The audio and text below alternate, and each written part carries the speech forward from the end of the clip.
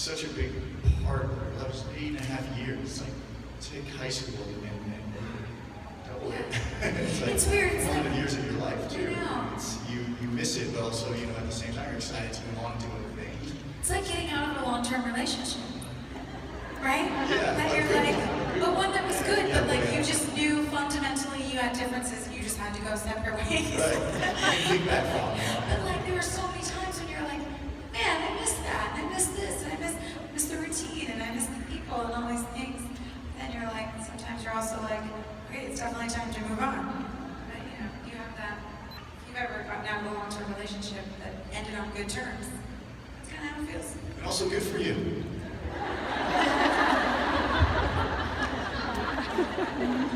Life lesson number 3.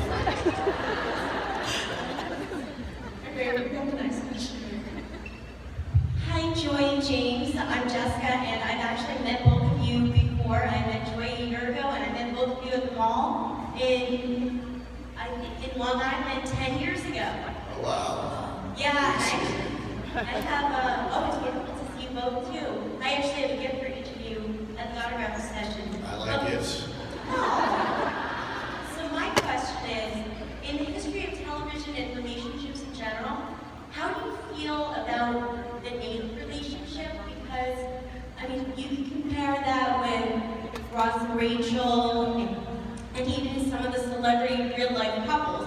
But there's something special about Nathan and Haley that just transcends throughout the country and throughout the whole world, because conventions are everywhere.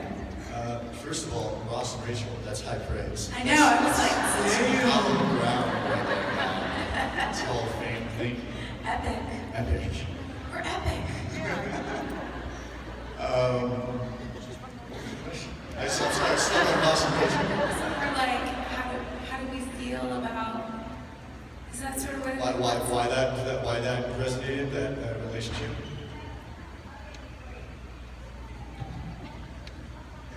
Oh, what was the lightning in the bottle?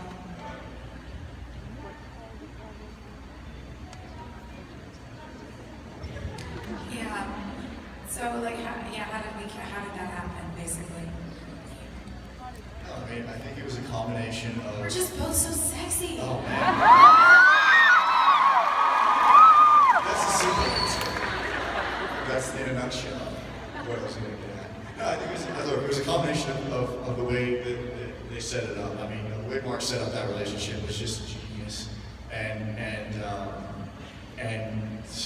so sustainable. There was a little time where like Nathan and Haley were kind of one day, or on and off, yada yada. But then when that was over, it's like it's very easy for a relationship like that to get boring. But they set it up in such a way that it was just so grounded. After like 3 seasons, 4 seasons, it was so grounded, so concrete that the audience was just behind that relationship no matter what they went through. And I think that was, and then from a performance level, I think it was just really about Joy constantly challenging herself and needing to break the mold, and coming to work every day like, hey James, hey, attack, come on, let's go. So that joke did not land. No, but that's I feel like we had a bit of a unique rapport in that, like, Joy is a fantastic actor and really talented, and she's not afraid to experiment with things. I'm a little bit more like inside the box. Like I get my one sort of idea of how a scene should go. It's hard for me to get on my hands sometimes, and she's really good at. When we worked together, she was really good at helping me find new things in scenes, and I think that kind of like. I always thought that annoyed the hell out of you. Well, but no, it was. I think that showed. I think that reflected in the characters. Yeah, I don't think the longevity between those characters was amazing, but they meticulously. I think Mark put a lot of thought into how their connections would be, and I think there were a lot of idealized notions that played out in their characters of what the ultimate relationship, like how people in an ideal world would communicate with each other when they're in love, which is kind of beautiful. So I think that tapped into the hearts of a lot of people that just long for that. Okay, next question, back to the right. New Jersey. If you could change a storyline from the show, what would you change?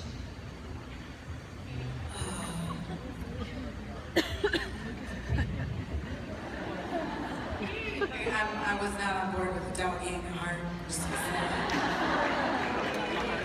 But I don't know, there was so many, I don't want to change the storyline. I think for just selfishly, it would have been cool to see. Oh no, I wouldn't change that either. I was gonna say, for Nathan's basketball. Well, I guess when Nathan did make his comeback, and it would have been cool to see his basketball career go a little bit further. Just because he was so much. I kind of love that for him that he made it back. But he also gave it up for very noble reasons. So that's what I was gonna say. Maybe I wouldn't change that. So it's hard to say. You know what would have been cool to see though in the original pilot, how remember Coach Whitey's wife, like he was talking to her and like she was like in the hell episode, and then it turns out she's a ghost, like she's more relaxed, smart. But it's just too many. You can't have that many characters, that many like things happening in one show from the pilot. So they took it out. That would have been kind of cool to see. Yeah, it would have been cool to have Craig Sheffer around for a little bit longer too. Your next question in the center. We'll look to the left. There you go. Hi, I'm Grace from Knock Park, from Honey Grove. And I wanted to know, I think you guys have hit on it a lot, but there's so many great quotes, and the writing is so beautiful, and I know it's definitely changed how I write my cards to people, or just in general. What was one of the favorite quotes, or kind of long quotes that you guys really liked from the show?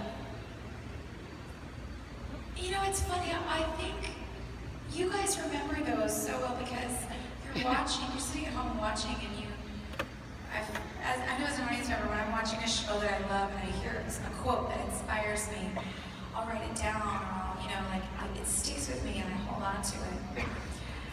I think when we're doing a scene, we don't know that the things that we're saying are coming out as quotes sometimes. They're just our dialogue, so we're just saying, and we get that it's beautiful or poetic, but we've got so many other things going on technically, and we're trying to think of it's lunchtime soon, and all this stuff. And so, I don't know that I remember a lot of the things that you guys hold on to as these mottos for life, and I always love hearing people say, oh, this that Haley said, or I'll see come up on Instagram, like a photo of us on this show, and then there's some quote that we had that was, and I'm like, oh yeah, we said that. You're like, who said that? You're right. And you look it up and go, oh, it was me. I think the don't say I never gave you anything was a like, you said, you say it, it's like a cool line, you don't know that it's going to become something and take on life of its own. But now, you can say that in life without it being related back to the show. You can be like, hey, don't say I never gave you anything. But now if I say it, I'm like, don't say I never gave you anything. Never mind. I'll never be able to hear always and forever. Never. Your face, boom, right in my mind. Right, to your right brain.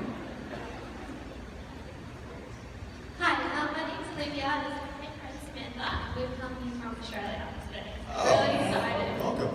Yeah. My question is, if you could be born in any time era, what would you choose? 1500? Australians with the questions, man. Great questions. I'm gonna answer an Australian. No, I'm not. I'm gonna try. I think my Australian's kind of bad though. People tell me I sound like I'm from New Zealand. Is that right? Little bit, yeah, it's not quite right. Time period. I've had a long-standing infatuation with the 1940s. I would love to have been 20 in the 40s. That would have been really fun. I think any time post-penicillin, pre-internet. Yeah, I don't want to be in a corset and having to deal with that. No. Comfortable clothing started 30s, I'd say.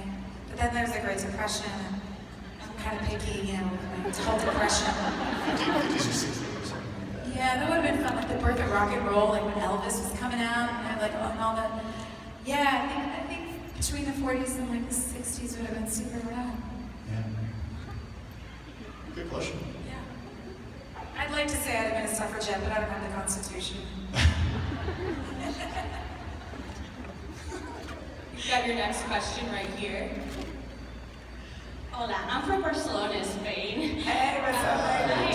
Have you ever walked up to a man in the street and kissed him and then walked away? No, but I've seen naked people on the street. All right, that's 6 1/2 dozen. Actually, I don't have a question, but I do have a special request. I can't sing. No. I brought 4 cookies, and I was wondering if you would open them and add Yvette at the end as you would do in an episode. Really good fortune. I can't hear.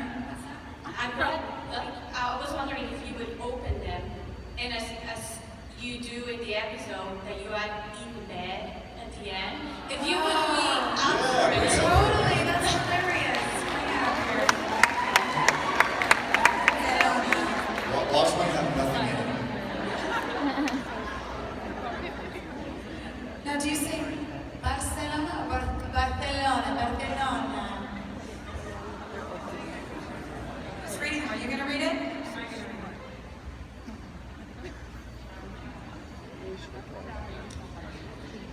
You have to go first.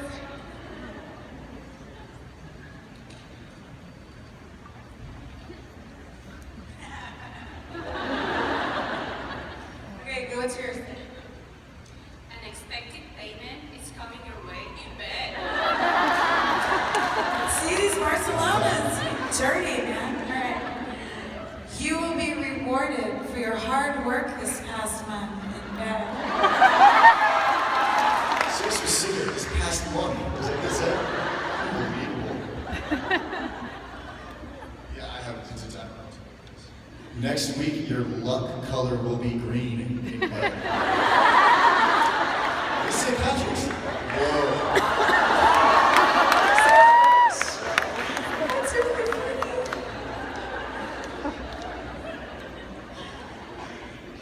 Yeah, take it. Have fun. Yeah, thanks for that. Well done. Let's give her a round of applause. Everybody's gonna buy you a green boss or Okay, next question to your right, all the way back here. Hi. Hi, I'm Lauren from Raleigh, North Carolina, and I was wondering how your characters changed you as people today. That's a good question.